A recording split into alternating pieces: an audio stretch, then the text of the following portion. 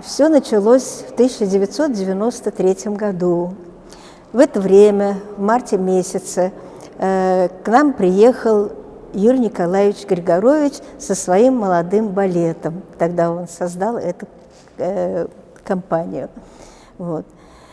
И, к сожалению, именно в это время случилось трагическое событие. Умер Рудольф Нуриев. Не стало Рудольфа Нуриева. И Юрий Николаевич предложил руководителю балета, главному балетмейстеру Шамилю Ахметовичу Терегулову создать фестиваль в марте, в день рождения Нуриева, ежегодный фестиваль, посвященный имени Рудольфа Нуриева. Вот такое было начало. Вы знаете, этот фестиваль очень значим, я считаю, для республики. Почему? Потому что, как было сказано, Отечество славится сынами. И это дорогого стоит то, что Рудольф Нуриев наш земляк. И не только наш земляк. Вы знаете, он яркий представитель русской классической школы. Он привнес в Запад вот эту культуру русской классической школы, ленинградскую школу. Это то же самое, на чем мы строим наш балет. Основа-то нашего башкирского балета – это Ленинград, то же самое, те же педагоги, Александр Иванович Пушкин, которые учили и Рудольфа Нуриева. Да мало того, все-таки вот мы должны помнить, что наш Халяв Гатеевич Софиуллин, Зайтуна Насреддинова, они учились в одном классе с Юрием Николаевичем Григоровичем. Понимаете, все корни оттуда, из Ленинграда, у балета все корни из Ленинграда. И мы этим гордимся. Я, когда танцевала, ездила в поездки за границу, и меня спрашивали: вы откуда? Я говорила: Южный Урал, город Уфа, Башкирия. Они так озадаченно смотрели. Но когда я говорила, что Рудольф Нуриев впервые танцевал у нас в театре оперы и балета, что у нас есть театр оперы и балета, что у нас есть свои традиции, что ленинградская школа, вы знаете, отношение совершенно менялось. То есть это определенный уровень культуры, определенный уровень культуры. Каждый фестиваль ярок по-своему, и, конечно, к нам приезжали в разное время выдающиеся артисты. Это люди, которые в своей профессии достигли таких высот, и которые настолько, выходя на сцену, показывали такие образы. В общем-то, это суть спектакля, когда артист выходит на сцену, что на долгие годы они остаются в душе и в памяти. Фестивалей уже прошло 23, время идет быстро. В этом году 24-й фестиваль. Он отличается чем от других фестивалей?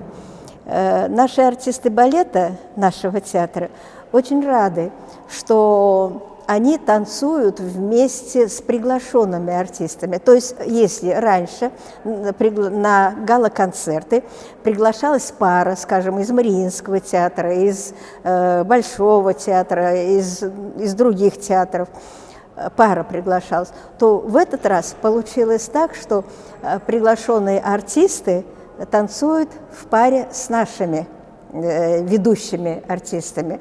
И, в общем-то, это дорогого стоит в каком плане? Потому что репетиций всего будет одна у каждой пары. Одна репетиция. И это, в общем-то, показывает уровень мастерства артистов.